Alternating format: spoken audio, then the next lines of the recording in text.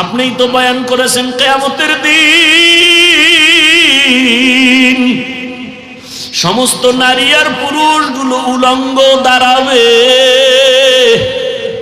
সূর্য মাথার উপরে নেমে আসবে, সূর্যের গরমে জমিনটা তামা হয়ে যাবে। আর একদিকে জাহান্নামের চিৎকার, জাহান্নাম চিল্লায় বলবে আল্লাহ বেনামাজি গুলো কই, গুনাহগার গুলো আমার পেটে দাও। ওদিকে আমার আল্লাহ রাগান্বিত আওয়াজ দিয়া বলবেন লিমানিল মুলকুল ইয়াউম লিল্লাহিল ওয়াহিদিল কাহ্হার। ও নবী আপনিই তো বয়ান করছেন এমন হালাত হবে যে গুনাহগার গুলো মাথার মগজ গুলো টাস টাস করে ফেটে যাবে। আল্লাহ পাক যখন একটা ধমকের আওয়াজ দিবেন হাসরের ময়দানটা কেঁপে উঠবে, থরথর করে কাঁপতে থাকবে। নবীদের কোনো গুনাহ নাই, সেই নবীরাও কান্না শুরু করবেন। ঈসা নবী কাঁদবেন, মুসা নবী কাঁদবেন, ইব্রাহিম নবী, আদম নবী, নূহ নবী কান্না করবেন। সবাই কান্না করবেন নিজের চিন্তায়। ও নবী আপনিই তো বয়ান করছেন হাসরের ময়দানে সব উম্মতরা নবীদের কাছে গিয়াও কোনো সুযোগ পাবে না। আদম নবী তাড়ায় দিবেন নিজের চিন্তায়, উম্মতের তাড়ায় দিবেন। মুসা নবী নিজের ফিকির নিয়ে কাঁদবেন, উম্মতকে সুপারিশ করবেন না। এক পর্যায়ে আমার আল্লাহর আদালতে যখন দাঁড়ানো হবে, আমার আল্লাহ তখন রাগান্বিত আওয়াজ দিয়া মানুষকে ডাকবে, আসো আমি আজকে তোমাদের আমলনামা ওজন দিয়া হিসাব নিব। আমলনামার ডান হাতে যাকে দিবে সে জান্নাতে যাবে। এক একজন নাম ধরিয়া যখন ডাকবে, আল্লাহ পাক যদি আমি আবু বকরকে ডাক দেয়, ও আবু বকর আমার জান্নাত পাইয়া তুমি কি আমল নিয়ে আসছো বলো। আমি যদি আল্লাহর কাছে পেশ করি, হে আল্লাহ নামাজ নিয়ে আসছি, রোজা, তেলাওয়াত, সব আমল। ওই মহিলা বলছিল কাপড় ফিরায় দেওয়ার কারণ পছন্দ হয় নাই। আমার মাওলা যদি বলে ফেলে আবু বকর তোমার আমল নিয়ে জাহান্নামে যাও, আমার জান্নাত ফিরায় নিলাম। কেন? তুমি যে নামাজ পড়ছো, তুমি যে তেলাওয়াত করছো আমার কাছে পছন্দ হয় নাই। যেইভাবে নামাজ পড়লে আমি খুশি হব ওই নামাজ তুমি পড়ো নাই। যেইভাবে তেলাওয়াত করলে আমি আল্লাহ খুশি হব ওই তেলাওয়াত তুমি করো নাই। তখন আমার হাতে জাহান্নামের হ্যান্ডকাপ লেগে যাবে। হাসরের ময়দানের ভয়ে ওমর কান্না করে, নবীও কান্না করে। ও দুনিয়ার মুমিন, তোমরা তাকওয়া অর্জন করো, আল্লাহকে ভয় করো, ভয় করার মতো হক আদায় করে। ওয়ালা তামুতুন্না ইল্লা ওয়া আনতুম মুসলিমুন, মুসলমান না হওয়া পর্যন্ত মরিও না। রহমতের নবী বলেন আলা কুল্লুকুম রাঈন ওয়া কুল্লুকুম মাসউলুন আন রাইয়াতিহি। সাবধান হে উম্মত, তোমরা প্রত্যেকেই দায়িত্বশীল। আল্লাহর আদালতে দায়িত্বের কারণে জবাবদিহিতার কাঠগড়ায় দাঁড়াতে হবে। নবীজি হাদিস বলার পরে সাহাবীদের মধ্যে একজন দাঁড়ালেন, ইয়া রাসূলুল্লাহ কে দায়িত্বশীল কার উপর? অধীনস্থদের উপরে, কর্তা যিনি গার্ডিয়ান সে দায়িত্বশীল। সন্তান মা বাবার অধীন, প্রত্যেক মা বাবা সন্তানের দায়িত্বশীল। স্ত্রী স্বামীর অধীন, স্বামী স্ত্রীর দায়িত্বশীল। ছাত্ররা শিক্ষকের অধীন, শিক্ষক ছাত্রদের দায়িত্বশীল। মুসল্লিগণ মসজিদের ইমাম ও খতিবের অধীন, প্রত্যেক মুসল্লির জন্য ইমাম ও খতিব দায়িত্বশীল। বুঝেননি? কি বুঝেন? মুসল্লিদের দায়িত্বশীল কমিটির কেউ না ইমাম? এখন মাতবরি চলে কমিটি, ঠিক নি? মসজিদে কমিটি কেন? বিল্ডিং বাড়াও, টাকা দাও, কমিটির আর কোনো কাম নাই। হেরা হ্যাঁ বাদ দিয়া মাস্তানি করে ইমাম গুফরে, ঠিক নি? সমস্যা কেন? শিয়ালের হাতে মুরগি আমানত। কার হাতে আমানত? শিয়ালের হাতে মুরগি দিয়ে কয় 3 দিন। শিয়াল পণ্ডিত বলে দোয়া চাই, মাফ চাই। 3 দিন কেন? 1 সেকেন্ডের আমানত রাখা যাবে না, পেটের মধ্যে গিয়ে গুলো কিমা হয় আছে।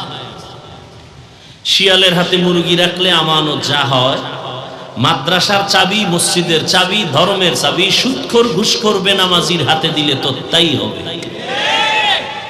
দিছে কারা? জিবরাইল। সুদখোর ঘুষখোর বেনামাজির হাতে মাদ্রাসা মসজিদ আর ধর্মের চাবি দিছে জিবরাইল। কারা? আমরা কইতে লজ্জা লাগে। ভোটের আগে টাকা খাইছেন পায়খানার নামে, তখন আর লজ্জা লাগে নাই? ও বিশ্বাবের মুরিদ, ও তাবলিগওয়ালা হাজি সাহেব, ভোট দিবেন একজনারে, কয় জায়গাতে পায়খানা খাইছেন? ওইয়া না খাইয়া বাথরুমে গিয়া 10 গ্রাম পায়খানা খাইও ডাইরেক্ট খাইয়া, এরপরে বাজারে গিয়া হালাল সাবান দিয়া কুলি কইরো, গন্ধ থাকবে না।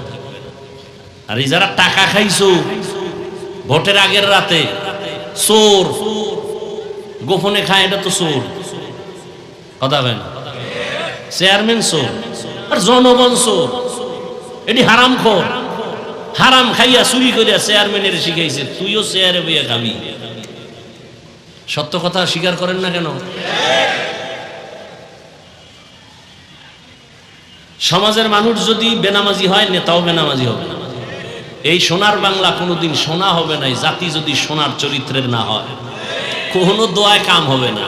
মুরগি শিয়ালের হাতে আমার দোয়া করে লাভ কি? বিয়ে না কইরা যদি বাইতুল্লাহ দইরা দোয়া করে, আল্লাহ একটা ছেলে দিও, বিয়ে করে নাই, দিবে? মান্দার গাছ লাগায় যদি সব পিসাবরা দোয়া করে 3টা কাঁঠাল দিও, দিবে?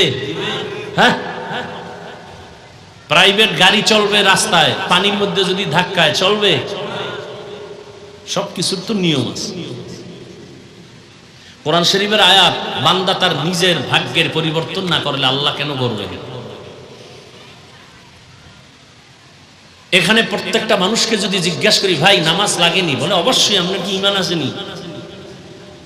বললাম কত ওয়াক্ত? বলে 5 ওয়াক্ত। মাঝে মাঝে ছেড়ে দেওয়া যাবে? বলে অসম্ভব।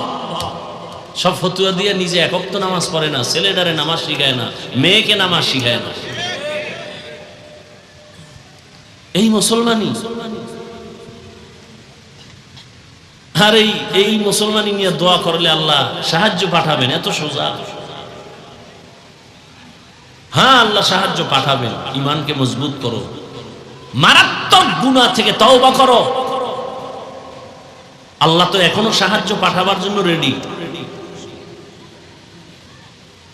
আফগানিস্তানে পাঠাইছেন, প্রমাণ আছে।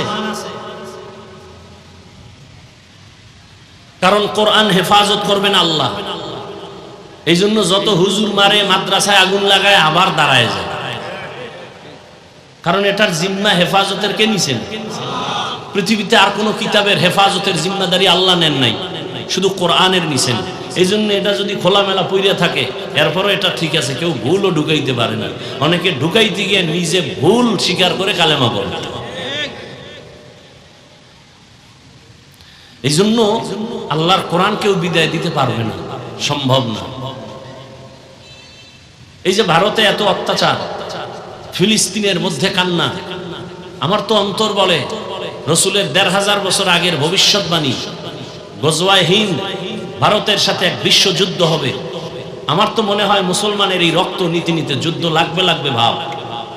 সূত্রপাত শুরু হয়ে যাচ্ছে। পৃথিবীতে একটা সময় আসতেছে খুব নিকটে, একটা মানুষ আল্লাহ রসুল কোরআনের বিরুদ্ধে থাকবে না, একটা মানুষও থাকবে না সারা দুনিয়ায়, সব আল্লাহর গোলাম হয়ে যাবে, একটা মানুষও থাকবে না ইসলামের বাইরে। আর আপনি তো এখন মুসলমান হইয়া প্রশ্ন করেন, এত দাড়ির ওয়াজ লাগেনি, সুদের ওয়াজ লাগেনি? আমি তো কইয়া বাসায় যাবো, কোন ইমাম সাহেব জুমায় এই বয়ান করুক না, কমিটি কইব 1 মাস হুজুর বাড়িতে রেস্টে থেকে আসে। ওই যে শিয়ালের হাতে মুরগি, উপায় কি?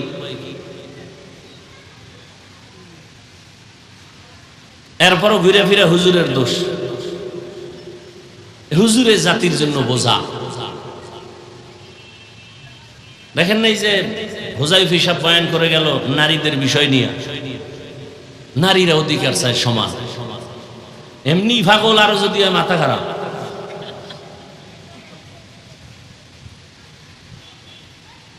আল্লাহ নারীদের অধিকার দিচ্ছেন বেশি, এরা চায় সমান। তার মার একটারও ঠিক নেই। পৃথিবীর কোন ধর্মে নারীর সম্মান পুরুষের থেকে বেশি দেয় না। হিন্দুদের ধর্মের কিতাব দেখেন, নারীদের উপরে জুলুম করছে। খ্রিস্টানদের কিতাব খুলেন, নারীদের উপরে জুলুম। ইহুদিদের ধর্মের কিতাব খুলেন, নারীদের উপরে জুলুম। একমাত্র ইসলাম নারীর সম্মান বাড়িয়েছে, আর কোন ধর্মে বাড়ায় নাই। এটা বুঝে না। বাবায় মারা গেলে সম্পদ ছেলে যা পাবে মেয়ে পাবে তার অর্ধেক। এ মাথা গরম হয়ে গেছে। আমরা অর্ধেক পাবো। এখন এই আল্লাহর বান্দিকে কে বুঝাবে যে তুমি ভাইয়ের অর্ধেক পাইয়াও ভাইয়ের থেকে তুমি 10 গুণ বেশি পেয়েছো? এটা কেমনে বুঝাই? বুঝার মেমোরি নেই। আর ওদের লোকে তাও দিতে আছে আবার মহিলাকে লুচ্চা চরিত্রহীন লম্পট। এরা তাও দিয়া জেনা করবে, নারীদেরকে ভোগের সামগ্রী বানাবে। এই জন্য এরা তাও দিয়া এদের বাইরে নামাবে। ইসলাম অধিকার দেয় না, আসো আমরা রাস্তায় তোমাদের অধিকার দিব। রাস্তাঘাটে অবাধে চলবে, মেয়েরা ওড়না পড়তে পারবে না। যদি ইচ্ছা করে পরে পড়লো, বাবায় যদি জোর করে, মেয়ে যদি ক্লেম দেয়, অভিযোগ দেয় বাবার বিরুদ্ধে, বাবা আসামি। এই হলো আমি ইমান আমলের। সোনার বাংলার তাজা খবর শুনাইতেছি, ইন্ডিয়ার না। মেয়ে যদি বলে আমি ওড়না পরবো না, বাবার চাপ দিয়ে পরানের অধিকার নাই। এটা সোনার বাংলার কথা। আপনারা তো মনে করেন ইসলাম কায়েম হয়ে গেছে না? ইসলাম কায়েম হয়ে গেছে। আপনারা আন্দোলন করলেন, আলেম ওলামা ছাত্র সব নাইমা। আন্দোলন স্বাধীন স্বাধীন স্বাধীন স্বাধীন হইলে ওয়াজ মাহফিল চলবে, এখানে আবার বাধা হয় কেন? হয় না? হয় না? কিসের স্বাধীন করলেন? অফিস আদালতে ঘুষ খায় কেন?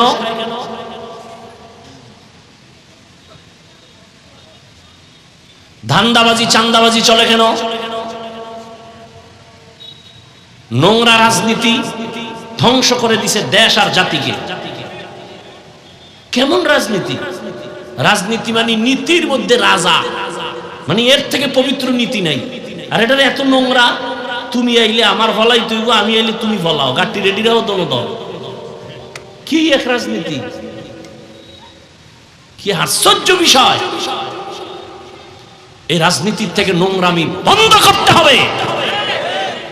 বন্ধ করার জন্য সুন্দর চরিত্রবান লোক লাগবে। পৃথিবীতে শ্রেষ্ঠ চরিত্রবান রসুলের আদর্শওয়ালারা। রসুলের আদর্শ থেকে আর পবিত্র আদর্শ পৃথিবীতে আর আপনাদের জানা থাকলে বলেন, থাকলে বলেন, আমি নবীরটা বাদ দিয়ে তারটা নিব। বলেন, কেউ যদি দাঁড়ায় বলতে পারেন, বুঝাবার জন্য বলছি যে হাফিজ ভাই, রসুলের আদর্শ থেকে আরো সুন্দর আদর্শ আছে শেখ মুজিবুর রহমানের ভেতরে।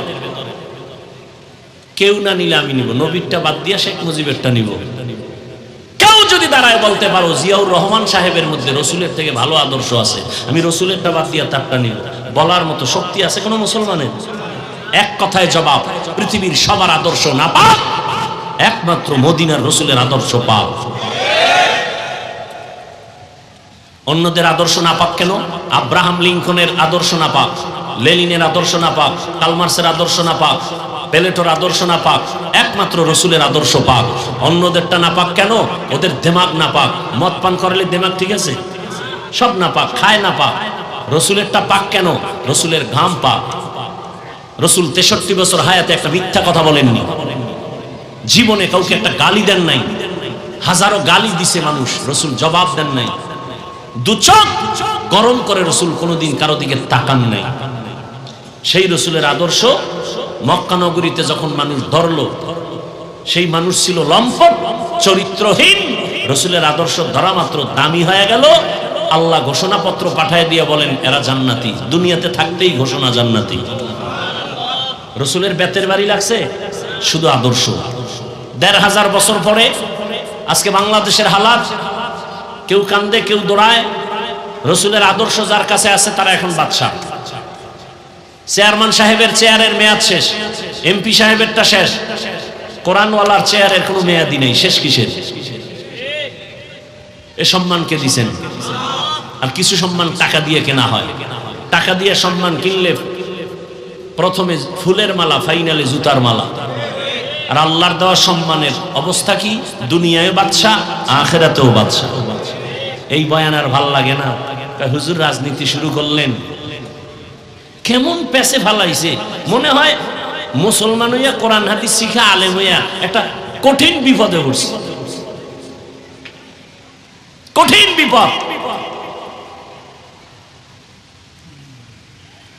রাজনীতি করা যাবে না। আমাকে বলেন, সত্য কথা বলবেন, মানেন আর না মানেন। দুনিয়ার রাষ্ট্র পুরাটা চালাইছেন, পুরা দুনিয়া সুলাইমান নবী, জানেন? ঘটনা কোরআন শরীফে আছে। মিশরের অর্থমন্ত্রী ছিলেন ইউসুফ নবী, জানেন? ঘটনা কোরআনে আছে। রসুল মদিনার রাষ্ট্র চালাইছেন, জানেন? বলেন, সত্য কথা বলেন। আবু বকর রাষ্ট্র চালাইছেন, ওমরে ফারুক রাষ্ট্র চালাইছেন, ওসমান রাদিয়াল্লাহু আনহু চালাইছেন, হযরত আলী চালাইছেন। কেন বলেন ইসলামে রাজনীতি নাই? কি বুঝাতে চান? খাইয়ালে কোনো কাম নাই, যারে শয়তানে ধরে কাম থুই আকাম করে। হ্যাঁ, চান্দাবাজি, ধান্দাবাজি, মানুষ মারার আইন বা রাজনীতি এটা ইসলামে নাই। ইসলামে কি আছে জানেন? মালিক যেই প্লেটে খাবে, গোলাম একই প্লেটে খাবে। ইসলামে কি আছে? কর্মচারী কাজ করবে, ঘাম ঝরার আগে বেতন দিয়ে দাও। চান্দাবাজি, ধান্দাবাজি রাজনীতিতে কি আছে? মালিক খাবে 5 টাকা দামের খেজুর দিয়ে ইফতারি, কর্মচারী খাবে পায়ে ফিসা 8 আনা দামের টা, আর আন্দোলন করবে বৈষম্য কমাও। মাইকে চাপাবাজি করবে, কেউ খাবে কেউ খাবে না, তা হবে না, তা হবে না। ওদিক দিয়া টাইম মতো কর্মচারীর বেতনটা দেওয়া হবে না। এরা কাজ কইরা রাস্তায় মিছিল দাও, পুলিশের ভিডা খাও, এরপর কিছু বেতন নাও। আমি বানায় বলতেছি, ইসলাম এগুলো পছন্দ করে না। বর্তমান বাংলাদেশে হুজুর, মাওলানা, বর্তমানে বাংলাদেশের ইউনিয়ন চেয়ারম্যান আছে, জানা আছে আপনাদের? আলেম আলেম, খবর নেন, ওদের ইউনিয়ন বেহেশতের বাগান, খবর নেন। এদেশের জাতির দায়িত্ব যদি আলেমের হাতে চলে যায়, কিছু হোক বা না হোক, চুরি হবে না, দুর্নীতি হবে না, জুলুম হবে না। কত আর না পাক খাবেন? খাইতে খাইতে তো পেট ভরছে, আর কত? এরপরে যদি সোজা না হন, ওই ভূমিকম্প হয়ে থাইল্যান্ডের অবস্থা দেখছেন কয়েকদিন আগে, মায়ানমারের অবস্থা, বাংলাদেশ একটা বাড়ি মারলে শেষ। তবে বাঙালি একটু শক্ত, খুব শক্ত, তাই তো করোনায়ও এক ঘাড় নত করা যায়নি। গোটা দুনিয়া নত হয়ে গেছে, বাঙালি নত হয় না। আগের সুদ করে এখনো সুদ খায়, আগের ঘুষ করে এখনো ঘুষ খায়। ট্রিপল মাস্ক লাগাইছে, মরবে না। বাবারে করোনায় ধরছে, কাছে যায় না, মরার ভয়ে। আর সেই সময়ের শত শত করোনার লাশ হুজুরেরা কাঁধে নিয়ে জানাজা পড়াইলো, গোসল করায় কবরে রাখলো, একজন হুজুরেও মরে নাই। আর এই হুজুর হলো সমাজের খারাপ। অথচ আমি বলি, এই জাতির নিরেট একমাত্র কলিজার আপন বন্ধু ওলামায়ে কেরাম সারা আর কেউ না। সব চান্দাবাজ আর ধান্দাবাজ। ওলামায়ে কেরাম এই জাতিকে নিয়ে যেই ভাবনাটা ভাবে, আর কেউ ভাবে না। সবাই চেয়ার নিয়ে ভাবে, ক্ষমতা নিয়ে ভাবে। আলেমরা উম্মত নিয়ে ভাবে। আলেমরা নিজের চেয়ার নিয়ে ভাবে না। দূর অজে দাওয়াত দাও না দাও টেনশন নাই, ইমামতি থাক না থাক টেনশন নাই, জালেমের বিরুদ্ধে আন্দোলন হবে, ময়দানে আমরা রেডি। হুজুরেরা আন্দোলন করছে না? হুজুরেরা নামার পরে কামিয়াব। কিন্তু হুজুরেরা কামিয়াব হওয়ার পরে কি কইছে? আমাকে এসপি বানাও, উপদেষ্টা বানাও, কেউ কইছে? কথা বলেন। এটাকেই বলে নিঃস্বার্থ বন্ধু ওলামায়ে কেরাম, আর কেউ না। এই জাতিকে আলেমরা যা দিছে, কই দিছে? আমগোটা না খায়। হ্যাঁ, বয়ান শুনবেন কিছুক্ষণ, খারাপ লাগতেছে? এই কথাটা বললেই আমি ওদিকে ঢুকতেছি। আমাকে সত্য কথা বলেন, সরকারি চাকরি যারা করে বা বেসরকারি, প্রতিদিনের ডিউটি কত ঘন্টা বলেন? সর্বনিম্ন বেতন কত? দেখছেন নি অবস্থা? মানে নাপাক খাইতে খাইতে যে টেবিলের তলে আবার খাইতেছে না, বয়ে মিলাই ফেলাইছে। কত যে পায় সরকার থেকে উস নেই। ও টেবিলেরটা খাইতে খাইতে কুত্তার মতো জিব্বা বের হয়ে গেছে।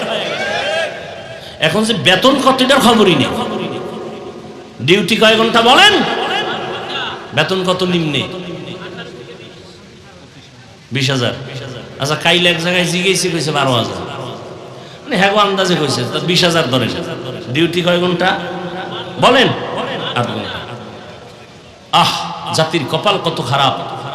এই 20,000 টাকা কন্টাকে 8 ঘন্টার ডিউটি নিয়েও ঠিক মতো 8 ঘন্টা ডিউটি করে না। ও জাতি, তুমি সরকারের কন্টাকে যদি 8 ঘন্টা ডিউটি করে 20,000 নাও, তুমি 1 ঘন্টার টাইম যদি পাস করে আসো, তোমার 1 ঘন্টার বেতন হারাম। হারাম। আসেন এবার, হুজুরেরা যে ইমামতি করে মসজিদে, ডিউটি কয় ঘন্টা? সত্য কথা বলেন, কয় ঘন্টা? বেতন কত?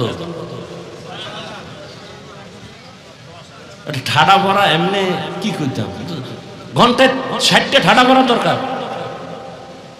এর থেকে জুলুম আর কি হতে পারে এই জমিনে? একই সম্মানে রাখে, রিমান্ডে রাখে। রিমান্ডে জহুরে ছিল না হুজুরে, একজনে হুজুর গেছিলেন কই? হুজুর কে তুই কে? আমি রিক্সার ড্রাইভার। এত পাওয়ার? 5 টাকা বেতন দেই মাসে। পাওয়ার মানে এরকম বেয়াদব আছে না নাই? তাহলে বলেন তো 6000 7000 বেতন দেন আর গাধার মতো হুজুর বাড়ি যাইতে পারে না, অ্যাপ্লিকেশন দেওয়া লাগে সভাপতির কাছে। কারণ সভাপতি সমাজের বড় নেতা, এর কাছে লিখিত দিতে হইব আমি 2 ওয়াক্ত নামাজ পড়াবো না। আহ আফসোস, একদিন দেরি হইলে ইমাম সাহেবের জিজ্ঞাসা করতে করতে একটা রিমান্ড শুরু হয়ে গেছে। দেরি হইল কেন? কইছিলেন? আরে কত উল্টা পাল্টা ব্যবহার, সালাম কালাম তো নাই। ওই যে শুরুতে বলছি মুহাম্মাদের উম্মত হওয়ার কারণে বাঁচলেন, নাইলে উপায় আছে না। তবে সীমা লঙ্ঘন করলে গজব নেমে আসবে জমিনেই, মরার আগেই। 2টা অন্যায় করলে শাস্তি মরার আগে হবে। কয়টা অন্যায়? একটা অন্যায়ের নাম জুলুম, আর একটা অন্যায় মা বাবার সাথে বেয়াদবি। জুলুম 3 প্রকার: আল্লাহর সাথে জুলুম, নিজের সাথে জুলুম, অন্যের সাথে জুলুম। আল্লাহর সাথে জুলুমের নাম শিরিক। এই জুলুম করলে বিচারটা দুনিয়াতেই হবে মরার আগে। আল্লাহ আমাদের সব ভাইকে হেদায়েত দান করুন। কোন কথা দিয়ে এখানে ঢুকছি মনে আছে? নাই, শেষ। প্রত্যেকটা মুসল্লির জন্য ইমাম হলো দায়িত্বশীল। কমিটির দায়িত্ব শুধু মসজিদ মেরামত করার, মুসল্লিদের কোনো দায়িত্ব কমিটির উপরে নাই। ইমামের দায়িত্ব কমিটির উপরে নাই। কমিটি শুধু দায়িত্ব পালন করবে মুসল্লিরা যেন নামাজে কষ্ট না পায়। এসি সাইরা দাও, ফ্যান সাইরা দাও, জায়গা যদি বাড়ানো লাগে বাড়াও। একথা বলা যাবে না এই মসজিদ আটকায় তুমি এসি বন্ধ করবো, বাইরেও। মসজিদ কার ঘর? আপনি বাধা দেন কেন? এই সব কিছুর মূলে একটা মেডিসিনের অভাব। এই জন্য বয়ান শুনি ঠিক, কামে লাগাই না। সেই মেডিসিনের নাম তাকওয়া। ইয়া আইয়ুহাল্লাযীনা আমানুত্তাকুল্লাহ, আল্লাহ তাআলা বলেন ও মুমিন আল্লাহকে ভয় করো। কাকে? আল্লাহকে ভয় করো। কেমন ভয়? ভয় করার মতো ভয় করো, হক আদায় করে। সাহাবায়ে কেরাম চিন্তায় পড়ে গেলেন, ইয়া রাসূলুল্লাহ, আল্লাহ যত বড় ওই পরিমাণ ভয় আমরা তো হক আদায় করে পারবো না, কোনো বান্দাই পারবে না। নবীও পেরেশান, সাথে সাথে জিবরাইল হাজির।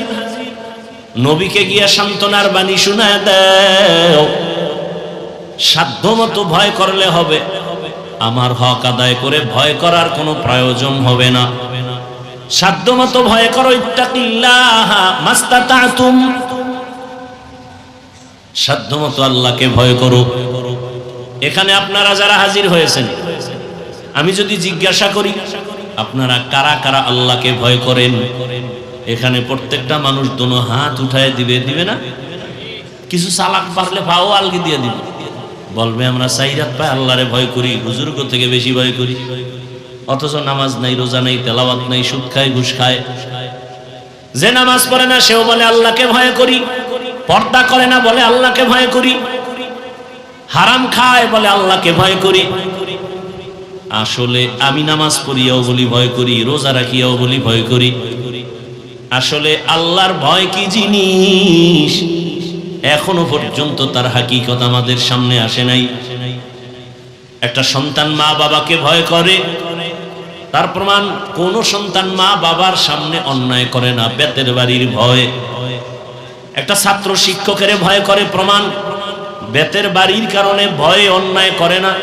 ঠিক জমিনের মধ্যে যেই বান্দা বান্দি আমার আল্লাহকে ভয় করবেন, ওই বান্দা বান্দি আল্লাহর আযাবের ভয়ে কখনো গুনাহ করবে না। হর কে দার খৌফে হকদার দিল মদহম जन्नतुल मअवा देहद ओ राम काम जुज़्बा हक़ची से मखाज इंसुजा फज़ले उआ मस्ते दर जुमला जहां। আপনারা কি এখন ঘুমাবেন? কেউ মোবাইল আবিষ্কারের পরে রাতে কেউ ঘুমায়? বোকারা ঘুমায়, বোকা। বুদ্ধিমান ঘুমায় না।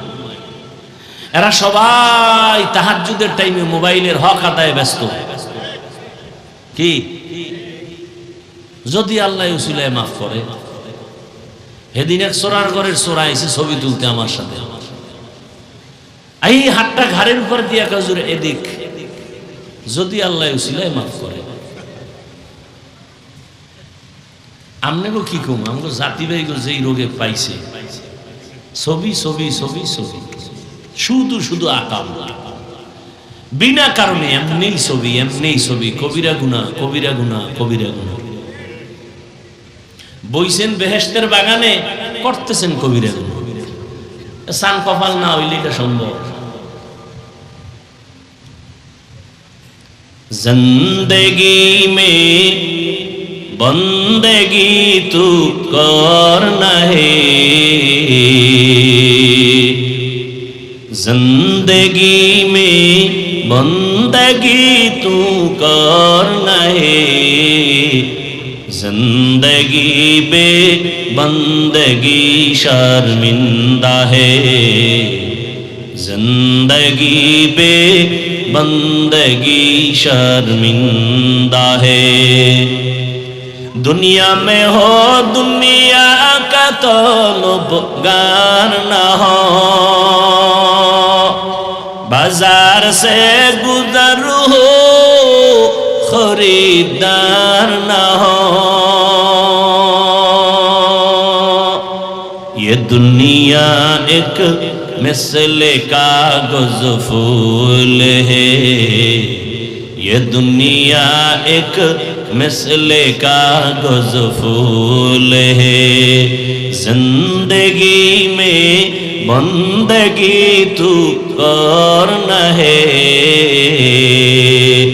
जिंदगी बे बंदगी शर्मिंदा है, जिंदगी बे बंदगी शर्मिंदा है, जिंदगी में बंदगी कुन बंदगी, बंदगी बे जिंदगी शर्मिंदगी।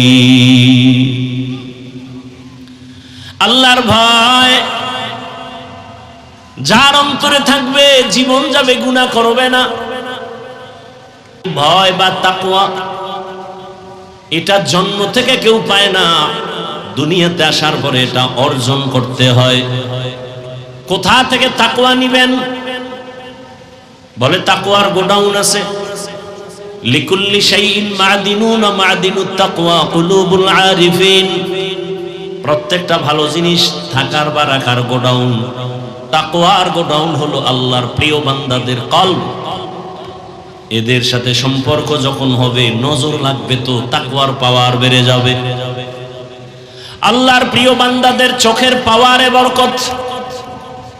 قال رسول الله صلى الله عليه وآله وسلم اتقوا فراسة المؤمن فإنه ينظر بنور الله। ও দুনিয়ার মানুষ, আল্লাহর প্রিয় বান্দাদের কলবের পাওয়ার থেকে তোমরা সাবধান। এরা অনেক কিছু দেখেন, তুমি দেখো না। চামড়ার চোখ দিয়া দেখে না, আল্লাহর দেওয়া নূরের আলো দিয়া তারা দেখেন। আর এই পাওয়ার আল্লাহ কোনো গুনাহগার বেনামাজিকে দিবেন না, তাকওয়ার উপরে যারা চেষ্টা চালায় তাদেরকে দান করবেন। ইয়া আইয়ুহাল্লাযীনা আমানু ইন তাত্তাকুল্লাহ ইয়াজআল লাকুম ফুরকানা। যারা তাকওয়ার উপরে মুজাহাদা করবে, আল্লাহ তাকে ফুরকান নামের পাওয়ার দান করবেন। মা মা'নাল ফুরকান হুয়া নূরুম মিন ইলাহি। ফুরকান মানে আল্লাহর দেওয়া একটা বিশেষ পাওয়ার, হলো নূরের একটা আলো। ওই আলো যখন পাবে, নূরের ওই আলো দিয়া আল্লাহর প্রিয় বান্দারা মা ফুররিকা বিহি বাইনাল হাক্কি ওয়াল বাতিল, হক বাতিল নির্ণয় করে হকের দিকে সে আগায় যাবে। قال رسول الله صلى الله عليه وآله وسلم لن تجتمع أمتي على الضلالة أبدا। যখন ফুরকান নামের পাওয়ার পেয়ে যাবে, সারা দুনিয়ার মানুষ যদি গোমরাহির পথে চলে যায়, ওই পাওয়ারওয়ালারা কখনোই গোমরাহির পথে যাবে না, আল্লাহ এদেরকে সাহায্য করবেন। তাকওয়া বড় দামি এক সম্পদ। ইন্না আকরামাকুম ইনদাল্লাহি আতকাকুম, আল্লাহর কাছে বড় দামি ওই বান্দা বান্দি যার কাছে আল্লাহর ভয় আছে। আল্লাহর ভয় মানে ইচ্ছা করে গুনাহ করবে না, আল্লাহর আযাবের ভয়। গুনাহ যদি হইয়াও যায় তওবা করতেও দেরি করবে না। এই ভয়টা অর্জনের জন্য আল্লাহর বিশেষ বান্দাদের নেক নজর ছাড়া হবে না। আল্লাহর প্রিয় বান্দা, এদের সাথে সম্পর্ক লাগাও, তখন তাদের সোহবত আর নজর লাগলে কলবে তাকওয়া চলে আসবে। এখন যারা কোনো মুরব্বি মানে না, অটোমেটিক শয়তান তাদের মুরব্বি হয়ে যায়, নফস তাদেরকে উল্টা পাল্টা পথে চালায়, আর এরা ধ্বংস হয়ে যায়। এই কোরআন হাদিসের এলেম, এটা দুই লাইনে এলেম আছে। এক এলেম ইলমে শয়তানি, আর এক ইলম ইলমে রহমানি। রাসূলের মাধ্যমে যে ইলম আসছে, এই ইলম বান্দাকে বিনয়ী বানায়, আর শয়তানের ইলম যার মধ্যে আসর করবে তাকে অহংকারী বানাবে। সে বলবে আনা খায়রুম মিনহু, আমি তার চেয়ে ভালো। আর মদিনার ইলম যাদের মধ্যে থাকবে সে বলবে আল্লাহুম্মা জাআলনি ফি আইনি সগীরান ওয়া ফি আইনিন নাসি কাবীরা। ও দয়ার মালিক, আমাকে তুমি আমার নজরে ছোট বানায় দাও, উম্মতের নজরে আমার মর্যাদা বাড়ায় দাও। রহমতের নবী পর্যন্ত কতটা বিনয়ী, এত পাওয়ার রহমতের নবীর, কিন্তু নবী কোনদিন ভাব আর অহংকারী দেখান না। নবী একদিন বসে আছে, এই উঠা বসা করেন কেন, কি ব্যারামটা কি বলেন তো, কথা কই আমি, কষ্ট হয় আমার, কি মোনাজাত দিয়ে দিব? হ্যাঁ, এত বুদ্ধি লয়ে ঘুরেন কেন? মুসিবত। ওই যে নফসরে মুরব্বি বানাইছে, তো মনে কইছে বইছে, আর নফসে কইছে উঠে গেছে।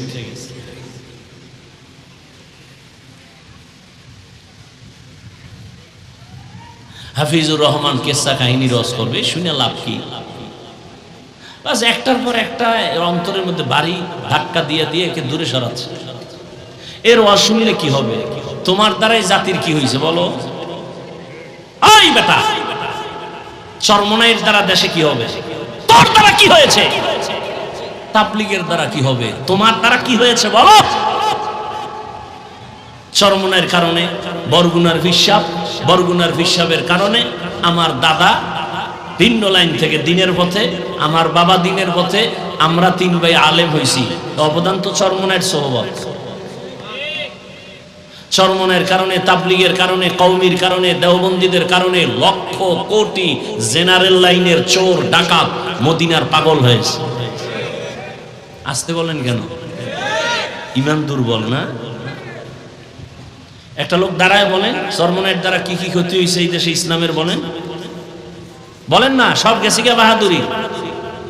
চরমনাইয়ের কারণে এই দেশ ইসলামের কি ক্ষতি হয়েছে আমাকে একজনে দাঁড়ায় বলেন, আমি এখন থেকে বিরোধিতা শুরু করবো। একজনে বলেন দাঁড়ায়।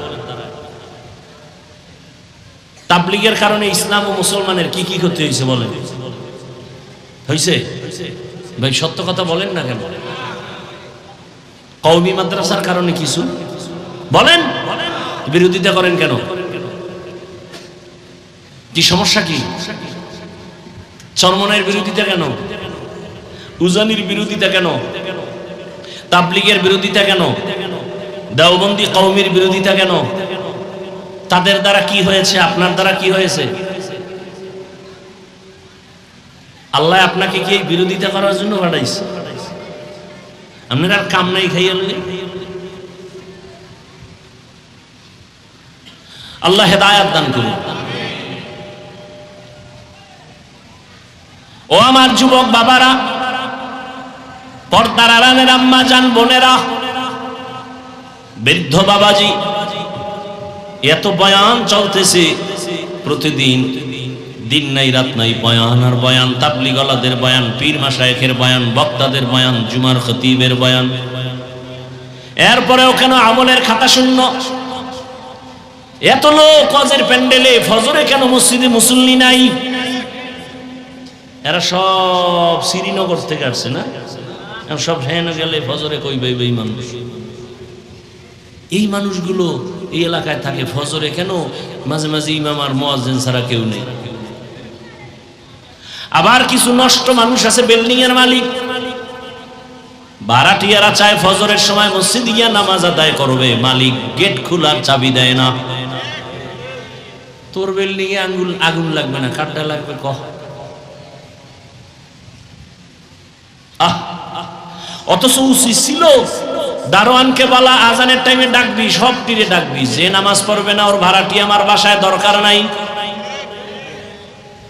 ওই বাসাওয়ালারা নিজের বাথরুমে ওয়াশরুমে পানি অল টাইম, ভাড়াটিয়া কেন পানিতে কষ্ট পায়? এই জুলুম চলেনি? জুলুমের বিচার মরার পরে না আগে? হ্যাঁ, রেডিও ভাইরা আমার, সব কথার মূল পয়েন্ট হলো তাকওয়া নাই, আল্লাহর ভয় নাই। আর আল্লাহর ভয় যার অন্তরে আসবে তার কপাল খুলে যাবে। আর যার অন্তরে তাকওয়া আসবে না, হাজারো বয়ান চলবে, আমি হাফিজুর রহমান কেন, মক্কা মদিনার ইমাম কেন, স্বয়ং রসুল বয়ান করলেও কপাল খুলবে না। যেই রসুলকে এক নজর তাকায়া দেখলে জাহান্নামের আগুন হারাম, কেমন মায়ার নবী আমার, যেই রহমতের নবীর চেহারা মোবারকে নজর দিলে পেটের ক্ষুধা থাকে না। কেমন মায়ার নবী, রাস্তা দিয়ে রহমতের নবী হাঁটেন, মেঘ নবীরে ছায়া দেয়, সূর্যের গরম যেন নবীর কষ্ট না হয়। রহমতের নবী যেখানে কদম দেন, ওখান থেকে দীর্ঘ বছর শুধু মেশকের ঘেরান। রহমতের নবী যখন হাঁটেন, দুপার্শ্বের গাছ নত হয়ে রসুলকে সালাম দেয়। ওই নবীকে দেখার জন্য গর্তের পিপিলিকা আল্লাহর কাছে আরজি পেশ করে, গর্তের সাপ অপেক্ষা করে রহমতের নবীর একবার দেখবে। কিন্তু এই নবীর একবার আর দুইবার না, সামনে বৈশা 13টা বছর দেখছে, বয়ান শুনছে, কিন্তু কত বড় বেঈমান, কালেমা পড়ে নাই। এমন কপালওয়ালা কে জানেন? কে কে দেখছেন নি কারবার? এই কপাল পড়ার নাম জানেন না? 13টা বছর বয়ান শুনিয়া কালেমা পড়ে না। হাতের মুষ্টির মধ্যে পাথর নিয়ে, এই আব্দুল্লাহর ছেলে বলো আমার হাতে কি? রহমতের নবী বলেন আমি বলতে পারি না। বলতে পারলে কি হবে? চাচা আবু জাহাল। আবু জাহাল বলে ভাতিজা একটা পুরস্কার দিব। কয় কি? বলে এক্ষুনি কালেমা পড়ো। নবীজি বলেন আমি বলতে পারি না। কেন? আমি তো গাইবের মালিক না। গাইবের মালিক কে? তবে নবী বললেন হাতের মুষ্টিতে যা আছো একটু আওয়াজ দাও।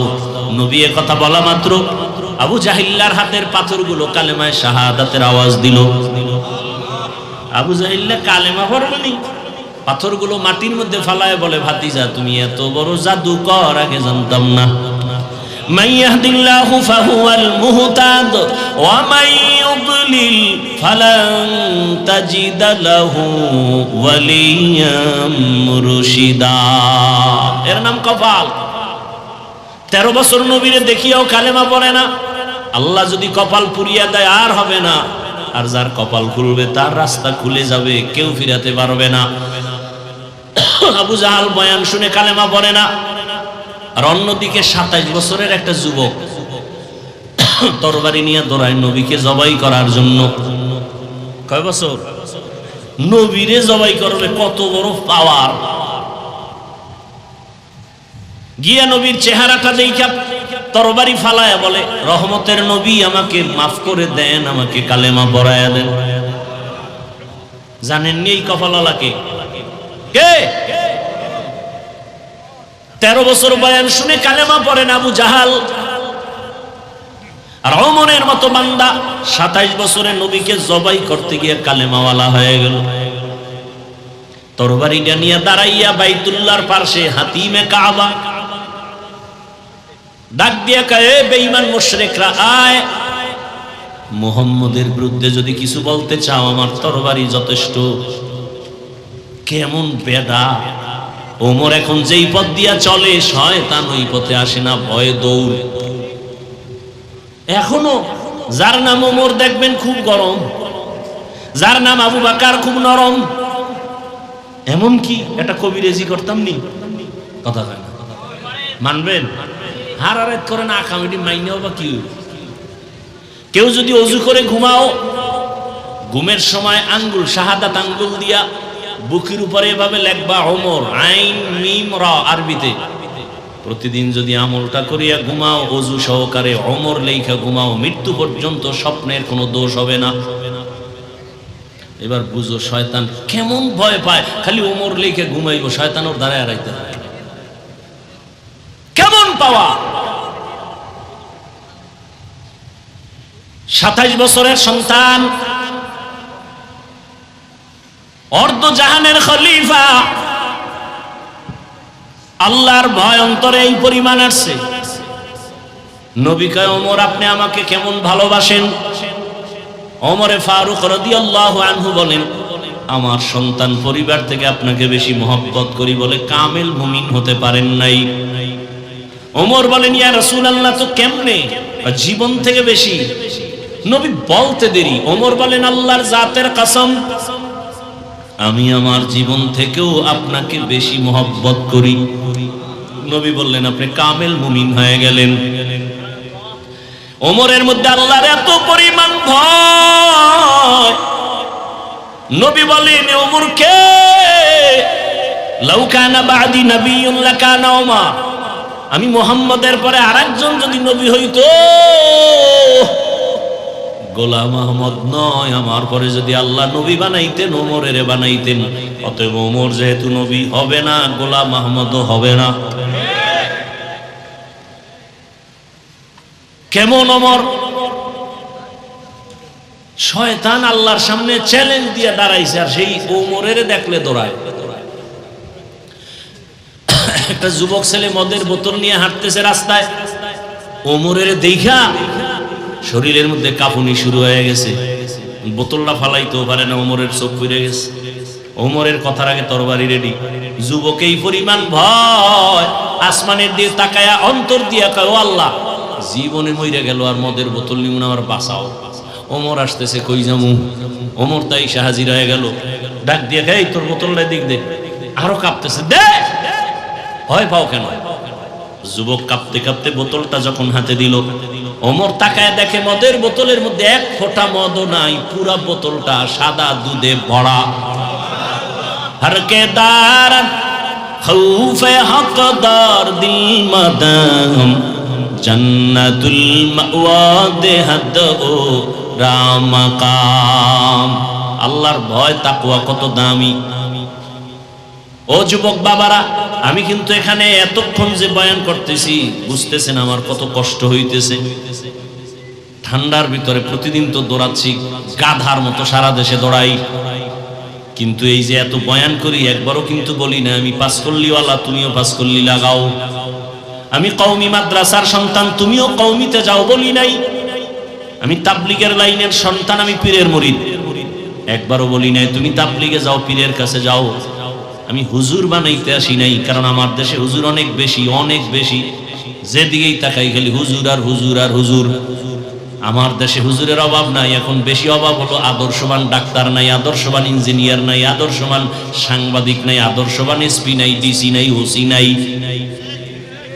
বাবা, তুমি স্কুলে পড়ো, কলেজে পড়ো, চাকরি করো, ব্যবসা করে আদর্শবান ডাক্তার হও, ইঞ্জিনিয়ার হও, প্রফেসর হও, এসপি হও, ডিসি হও, এমপি হও, মন্ত্রী হও। তবে ছোট একটা দাবি আমার, বেয়াদব হইও না রে বাবা। বলবা হাফিজ ভাই বেয়াদব হব না, তার ব্যাখ্যা কি? 3 জায়গায় বেয়াদবি করবা না, আল্লাহর কসম, যদি করো মরার আগেই তুমি পঙ্গু। 1 নম্বরে মা বাবার সাথে বেয়াদবি করবা না। দ্বিতীয়, তুমি শিক্ষকের সাথে অন্যায় করবা না। তৃতীয়, উলামায়ে কেরাম মুরব্বিদের সাথে বেয়াদবি করবা না। এ কথাও জাইনো, কোনো মা বাবা সন্তানের জন্য জীবনে বরদোয়া করে না, কোনো শিক্ষক ছাত্রর জন্য বরদোয়া করে না, কোনো আলেম উম্মতের জন্য বরদোয়া করে না। তো কেন? যদি বেতাল কইরেই বসো, মা বরদোয়া করে না ঠিক, তবে কষ্ট পায় যখন বলে আহ, নিঃশ্বাসটা তোর জীবনের কাল হয়ে যাবে। শিক্ষক যদি কষ্ট পায়, একটা নিঃশ্বাস ফালায়, ছাত্রের জীবন শেষ। হযরত আলী কে জানো? যুবকরা খেয়াল করিও, আলী, আলী রসুলের কি জামাই, বুঝলা আগের সম্পর্ক কি? চাচাতো ভাই। 7 বছর বয়সে গিয়া রসুলের হাতে হাত লাগাইছে। কয় বছর? কেউ বলছেন 11, কেউ বলছেন 12, কেউ বলছেন 8, এর মাঝখানে নবীর হাতে হাত লাগাইছেন। এতদিন ছিল চাচাতো ভাই, এখন রসুলের সাহাবী, কিছুদিন পরে হবে রসুলের জামাতা। আলীর জন্য কলিজা দিয়ে নবী একটা দোয়া করে দিলেন, আনা দারুল হিকমা ওয়া আলিয়ুন বাবুহা, আমি হলাম ইলমের শহর, হিকমতের শহর, আর এই ইলমের ঘরের দরওয়াজা আমার আলী। আল্লাহ এই পরিমাণ জ্ঞান হযরত আলীকে দান করেছিলেন।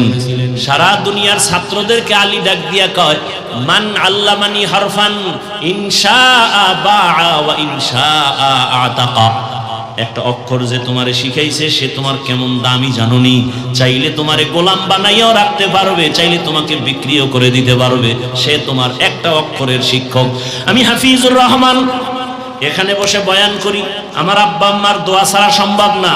তবে এটাও সত্য, আমার আব্বা আম্মা দোয়া করছেন, আল্লাহ সম্মান দিছেন, তবে আমার আব্বা আম্মা আমাকে বয়ান শিখান নাই। আমার হাতে দইরা দইরা বয়ান শিখাইছেন, দস্তখত দেওয়া শিখাইছেন আমার উস্তাদ, শিক্ষক। ঠিক নেই? তাহলে ওস্তাদের অবদান আছে না নাই? এই জন্য খবরদার, বেয়াদবি করলে ওস্তাদের সাথে জীবন শেষ। সারা দেশে দৌড়েই তো মাঝে মাঝে দেখি ল্যাংটা পাগল ইংলিশে কথা বলে, আরবিতে কথা বলে। আরে পাগল আবার আরবি কয় কেন? চিন্তা ভাবনা করে দেখছি, ছাত্র ছিল ভালো মাদ্রাসার, বেয়াদবি করার কারণে পাগল হয়ে গেছে। এরকম পাগল দুই একটা জীবনে দেখছেন? বেয়াদবি বড় মারাত্মক। আমি 2004 ইংরেজি সালে আমি দাওরা শেষ করছি, চাঁদপুর জানি। ক্লাসে একটা ছাত্র ছিল আমাদের, খুব ব্রেন প্লেটের থেকেও বড়, ধারালো। এই ফেসবুকের যারা মুরিদ আছে আমাকে মাদ্রাসার লাইনের, নাম বললেই চিনে ফেলছে। নাম বলবো না, খেয়াল করো, বুঝাবার জন্য বলছি। ক্লাসে 1 নাম্বার। মাঝে মাঝে দেখতাম হুজুরদেরকে এমন প্রশ্ন করে আটকাই দিত, হুজুরেরা লজ্জায়। মা বাবার সাথে মাঝে মাঝে এমন বেয়াদবি করতো। মা বাবায় দেখছি আমগো সামনে বয়ে মোনাজাত দিয়ে বরদোয়া করছে, খোদায় ধাক্কাইয়া দেওবন্দে লয়ে গেছে। কাসিমি হইয়া এরপর সোনার বাংলায় এসে, কাসিমি হইয়া আসার পরে এখন যে মাদ্রাসায় যায় 1 মাসের বেশি টিকে না। কয়েক মাস আগে খবর পাইলাম এক জায়গায় মানুষে মাইরও দিছে বেয়াদবি করার কারণে। খালি আলেমের বিরুদ্ধে, খালি আলেমের বিরুদ্ধে, খালি আলেমের বিরুদ্ধে লেখতেই থাকে। আমি সারা বাংলাদেশে বলি, যারা আলেমদের বিরুদ্ধে লেখে বা বলে, ওরা মা বাবার অভিশপ্ত সন্তান, বেয়াদব। ওর উপরে আল্লাহর লানত, ওর জীবন শেষ, মরার আগেও শেষ। দলিল নিবি? ছাত্ররা দলিল নে। ক্বালা রাসূলুল্লাহ সাল্লাল্লাহু আলাইহি ওয়া আলিহি ওয়া সাল্লাম, ইসনানি ইউআজ্জিলুহুম আল্লাহু ফিদ দুনিয়া, আল বাগিয়ু ওয়া হুকুকুল ওয়ালিদাইন। জুলুম করলে বিচার হবে মরার আগে। মায়ের সাথে জুলুম, বাবার সাথে জুলুম, শিক্ষকের সাথে জুলুম, বড়দের সাথে জুলুম, আলেমদের সাথে জুলুম। জুলুমের ব্যাখ্যা দিতে গেলে রাত পার। একজনাকে একটা কথা বইলে কষ্ট দিছে, এটাও জুলুম। একজনের ইজ্জত নষ্ট করছে, এটাও জুলুম।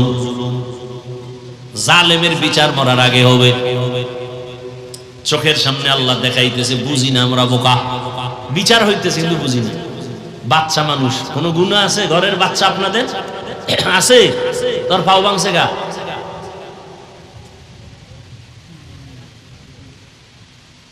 ওর কিডনি নষ্ট হয় কেন? বাচ্চার তো গুনাহই শুরু হয় নাই, ওর উপরে এত বিপদ কেন? কান ধরে টান দিছে, মাথা চলে আসছে। অন্যায় সব মা বাবার, শাস্তি পায় সন্তান। সন্তানকে দিয়ে আল্লাহ বুঝায় মা বাবারে, কত ধানে কত চাল বুঝাল।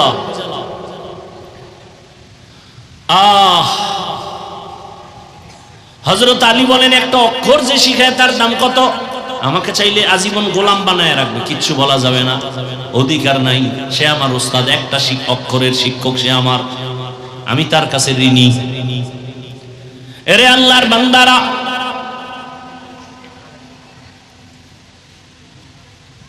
স্কুলে পড়ে, কলেজে পড়ে, এমন আল্লাহর বান্দারা 5 ওয়াক্ত নামাজি নাই। অশেষ, তোমার জীবনের অজেটাই যথেষ্ট। যদি কপাল খুলে নিজের বিবেকটাকে জিজ্ঞাসা করো, তোমার মতো যুবক যদি জেনারেল লাইনে তাইকে স্কুল কলেজে পড়ে, নামাজ পড়ে, তুমি কেন পারো না রে বাবা? তোমার মতো সন্তান র্যাব, আর্মি, পুলিশ, বিডিআরের চাকরি করে 5 ওয়াক্ত নামাজি যদি থাকে নাই, সব কথা শেষ কথা, তুমি পারো না কেন বলো? তোমার মতো যুবক রাস্তায় গাড়ি চালায়, ড্রাইভার, আজান হলে মসজিদে চলে যায়, বলো তুমি কেন পারো না? তোমার মতো যুবক তাকায় দেখো, ঢাকা কলেজে যাও, জাহাঙ্গীরনগরে যাও, মাথায় পাগড়ি, বড় দাড়ি, বড় জামা, মনে হয় যেন বড় মসজিদের খতিব, অথচ আরবিও জানে না। এই তুমি এই পাগড়ি কি? আমি কলেজে পড়ি, ঢাকা কলেজে। হালাত কেন? কয় আল্লাহওয়ালার নেক নজর লাগছে, মা বাবার দোয়া।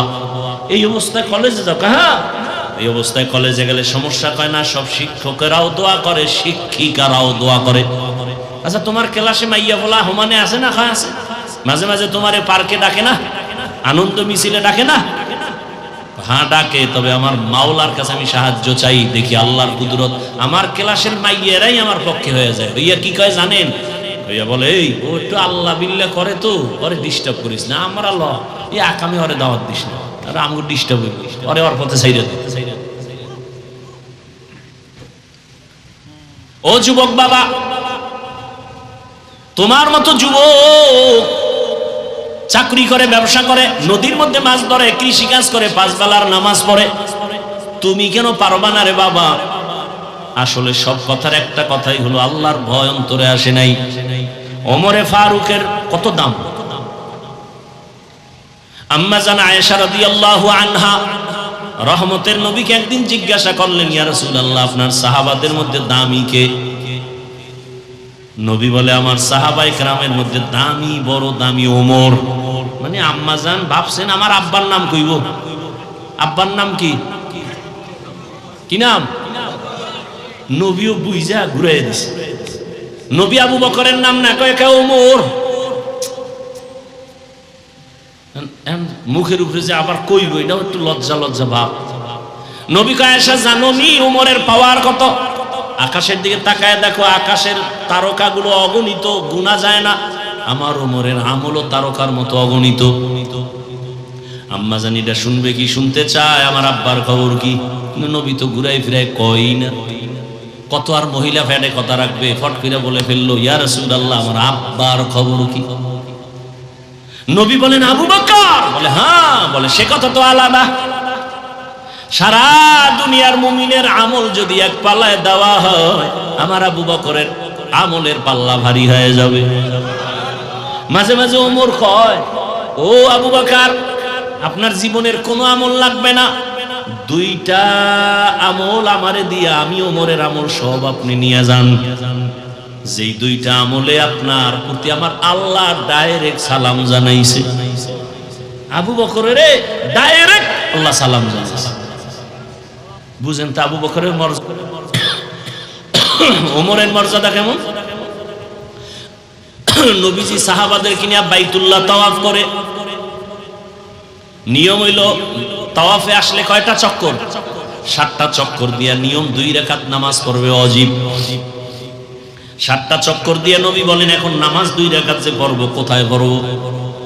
পরামর্শে বসে একজনে কয়, ইয়া রাসূলুল্লাহ, জমজম কূপের কিনারায়। আর একজনে বলে বাইতুল্লাহর দরজা বরাবর। ওমর কয়, মাকাম ইব্রাহিম, যেই পাথরের উপর ইব্রাহিম নবী দাঁড়ায় বাইতুল্লাহ নির্মাণ করলেন, ওই পাথরটা আজও আছে। মাকাম ইব্রাহিমের পেছনে 2 রাকাত পড়ি। নবী পরামর্শ নিছেন, নবীর আর পরামর্শের দরকার আছে, কিন্তু নবী তারপরও পরামর্শ নিয়ে চুপ। সিদ্ধান্ত নবী এখনো দেয় না। সিদ্ধান্ত আসবে আরশে আজিম থেকে। জিবরাইল এসে হাজির, আয়াত নিয়ে বলে, ইয়া রাসূলুল্লাহ, আয়াত আল্লাহ দিয়া দিছে, আর বলছে ওমর যেটা কইছে আল্লাহ মাইনে নিছে, আপনাকেও মানতে বলছেন। এবার বুঝেন ওমরের পাওয়ার কত। আর 1500 বছর পরে সেই ওমরকে নিয়ে সোনার বাংলায় দাঁড়ায় যদি কোনো আলেম বলে ভণ্ড বেদাতি, ওর 14 গোষ্ঠী ভণ্ড।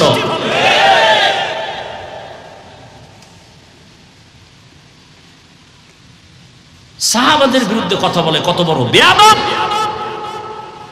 সাহাবায়ে কেরামের বিরুদ্ধে যারা লেখবে আর বলবে, ইশারায় হোক ডাইরেক্ট হোক, এরা রাসূলের দুশমন, কোরআনের দুশমন, ইসলামের দুশমন। আসতে বলেন কেন? সমস্যা, ব্যারাম, হিংসা না? আমার মধ্যে হিংসা। ভণ্ডদের বিরুদ্ধে কথা বলা সুন্নাত, কোরআনের আইনে ফরজ। ভাইরা আমার, সেই ওমর কত পাওয়ারওয়ালা। সেই ওমর ঈদের দিন সবাই আনন্দ করে, আর ওমর দরজা লাগায় কান্না করে। আবু হুরায়রা রাদিয়াল্লাহু আনহু বলেন, খলিফাতুল মুসলিমিন কাঁদেন কেন? বলে, আবু হুরায়রা ভাই কান্না করি, আনন্দ কি করব, পেরেশান। কেন? রোজা রাখলাম, কবুল হলো কিনা চিন্তা, জাহান্নাম থেকে মুক্তি পেলাম কিনা চিন্তা। ওমরে ফারুক রাদিয়াল্লাহু আনহু জাহান্নামের আযাবের ভয়ে কান্না করে করে গালে দাগ পড়ছে। রহমতের নবী বলেন, আমি একদিন আমার হুজরায় ঘুমাইতেছি, আয়েশার রুমে। মসজিদ আর আয়েশার রুম একই, পাশাপাশি দেওয়াল। আমি মুহাম্মদ ঘুমাইলে আমার চোখ বন্ধ থাকে, কিন্তু আমার কলব ঘুমায় না। আমি ঘুমের মধ্যে ঢুকছি, ঠিক এমন সময় হঠাৎ করে কানের মধ্যে কান্নার আওয়াজ। আমার সজাগ হয়ে গেলাম। আমি বের হইয়া তাকায় দেখি কান্নার আওয়াজ আসতেছে কোথা থেকে। দেখি মসজিদের ভেতরে কান্নার আওয়াজ। আমি বের হইয়া তাকায় দেখি গভীর রাতে নামাজের মধ্যে কে কান্না করে। আমি ঘুমাইতে পারলাম না, নজর করে দেখি সাধারণ কেউ না, ঘরের মধ্যে কান্না করে মসজিদে আমার কলিজার সাহাবী আবু বকর। মায়ার নবী দাঁড়াইলেন, সালাম ফিরে আবু বকর বের হইয়া দেখে নবী দাঁড়ানো। ইয়া রাসূলুল্লাহ কেমন আছেন? আলহামদুলিল্লাহ। আপনি নামাজে দাঁড়ায় কাঁদলেন কেন? আবু বকর বলেন, ইয়া রাসূলুল্লাহ, আল্লাহর কোরআনের একটা আয়াত আমাকে কান্না করায়া দিয়েছে। কি আয়াত? ইন্নাল্লাহা আশতারা মিনাল মুমিনিনা আনফুসাহুম ওয়া আমওয়ালাহুম বিআন্না লাহুমুল জান্নাহ। আল্লাহ বলছেন, মুমিনের জানমাল আমি আল্লাহ নিয়ে নিলাম, মুমিনের জান্নাত দিলাম। নবী বলেন, এটা তো খুশির কথা, কানলেন কেন? আবু বকর বলেন, ইয়া রাসূলুল্লাহ, আপনি জানেন আমি কাপড়ের দোকান দেই। আজকে আমার দোকানে এক মহিলার ছিল, বহুদিন আগে কাপড় নিয়ে ফিরাইয়া টাকা লয়ে গেছে।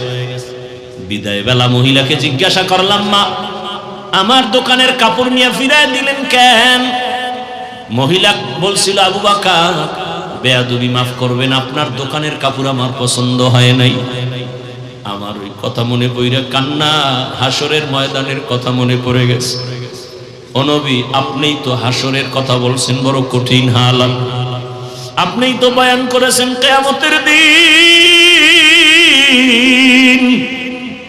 সমস্ত নারী আর পুরুষগুলো উলঙ্গ দাঁড়াবে,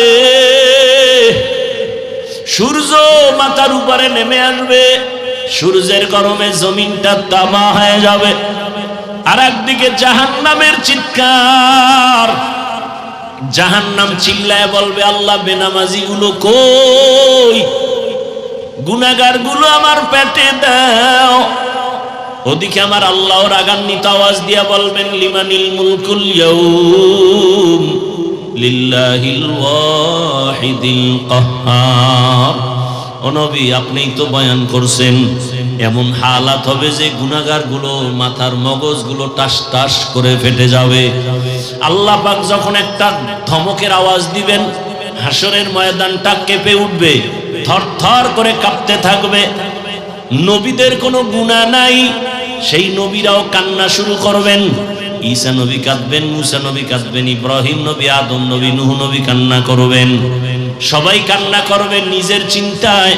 ও নবী, আপনিই তো বয়ান করছেন হাসরের ময়দানে সব উম্মতরা নবীদের কাছে গিয়াও কোনো সুযোগ পাবে না। আদম নবী তাড়ায় দিবেন নিজের চিন্তায়, উম্মতের তাড়ায় দিবেন। মুসা নবী নিজের ফিকির নিয়ে কাঁদবেন, উম্মতকে সুপারিশ করবেন না।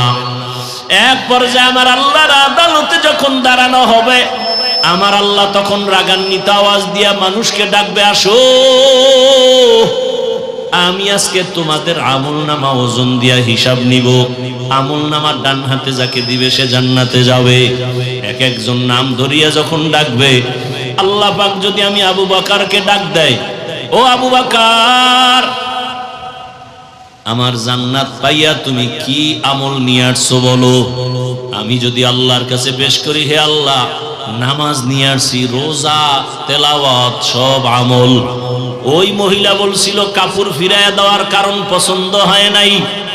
আমার মাওলা যদি বলে ফেলে, আবু বকর তোমার আমল নিয়ে জাহান্নামে যাও, আমার জান্নাত ফিরায় নিলাম। কেন? তুমি যে নামাজ পড়ছো, তুমি যে তেলাওয়াত করছো, আমার কাছে পছন্দ হয় নাই। যেইভাবে নামাজ পড়লে আমি খুশি হব, ওই নামাজ তুমি পড়ো নাই।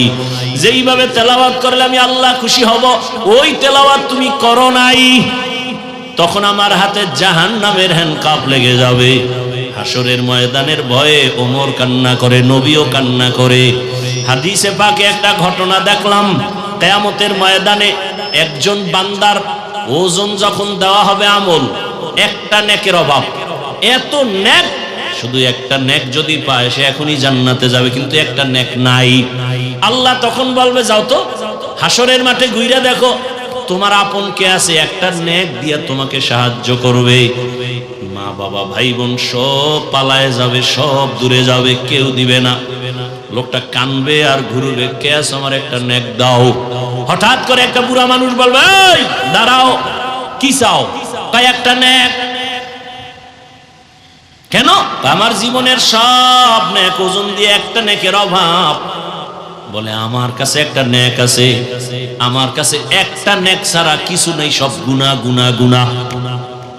তোমার আমি একটা নেক দিয়া দিলাম, কারণ একটা নেক দিয়ে আমি জান্নাত পাবো না, কিন্তু তোমারে দিলে যদি আমার মাওলা দয়া করে তোমারে জান্নাত দেয়, আমার দিলটা একটু শান্ত হয়ে যাবে। আমার নেকটা তো কাজে লাগাই দিলাম, তোমারে আমি একটা নেক দিয়ে দিলাম। বুড়া লোকটা দৌড়াইয়া যাবে, মালিক আমার একটা নেকের অভাব পূরণ হয়ে গেছে। আমার মাওলা জানবেন, তারপরও বলবেন। এই বিপদের সময় মাও আসে না, বোন বাবাও আসে না, ভাই আসে না, কেউ কাছে আসে না। বিপদের মধ্যে এই মুহূর্তে একটা নেক তোমারে কে দিয়া সাহায্য করলো, তারে ডাকো। ডাকার পর ওই বুড়া এসেও হাজির। এই তুমি আরে নেক দিছো? বলে হ্যাঁ দিছি। কেন? ও আল্লাহ, আমার গুনাহ ছাড়া কিছুই নাই, আমার মাত্র একটা নেক, ওই নেকটা দিয়ে তো আমি জান্নাত পাবো না। আমার ভাইকে দেওয়ার দ্বারা যদি জান্নাত পায়, আমার কলিজাটা ভরে যাবে। আমার একটা নেক তো কাজে লাগাইতে পারলাম। তোমার অন্তরে এত মায়ার মোহাব্বত যখন আসছে, তোমার মায়া থেকে আমি মাওলার মায়া তো 99 গুণ বেশি। তুমি যখন এই বিপদে একটা নেক দিয়া তারে সাহায্য করে জান্নাতে পাঠাও, তুমি তৃপ্তি পাও। আমি মাওলা কত আদর করে বানাইছি তোমাকে, আমি মাওলা জাহান্নামে কেমনে দিব রে বান্দা। আমি মাওলাও মাহাব্বতের নজর দিয়া তোমাকেও জান্নাত দিয়ে দিলাম। ও আমার পর্দার আড়ালের মা বোনেরা, আপনার মতো কত মা কত বোন এখনো আছে, পর্দা করে, নামাজ পড়ে, স্বামীর মাল হেফাজত করে, মোবাইলে সময় নষ্ট করে না। আপনারা কেন পারবেন না? বৃদ্ধ বাবাজি, আপনার মতো কত বুড়ারা মসজিদে গিয়া নামাজ পড়ে, আপনি কেন পারেন না? এখনো তওবা করেন। ও মা বোনেরা, জীবনে আর নামাজ ছাড়বেন না, বেপরদায় চলবেন না, মোবাইলে সময় নষ্ট করবেন না, মা বাবারে কষ্ট দিবেন না, স্বামীর মাল হেফাজত করবেন, খেয়ানত করবেন না। বৃদ্ধ বাবাজিও তওবা করেন, আর নামাজ ছাড়বেন না, দাড়ি কাটবেন না। ও যুবক বাবা, এখন থেকে তওবা করো। জীবনে কত নামাজ ছাড়লা, দাড়ি কাটলা, বেপরদায় চললা। মাওলাকে মনে মনে বলো আর তওবা করো। আর মা বাবার সাথে বেয়াদবি করবা না, শিক্ষকের বরদোয়া নিবা না, উলামায়ে কেরামের দোয়া নিয়া, পরামর্শ নিয়া, নবীজির আদর্শ মেনে চলবা, নামাজ পড়বা, দাড়ি রাখবা, বেপরদায় চলবা না। তওবা করার মতো যদি নিয়ত হয়, খাঁটি নিয়তে দুটো হাত আল্লাহকে দেখায় দাও।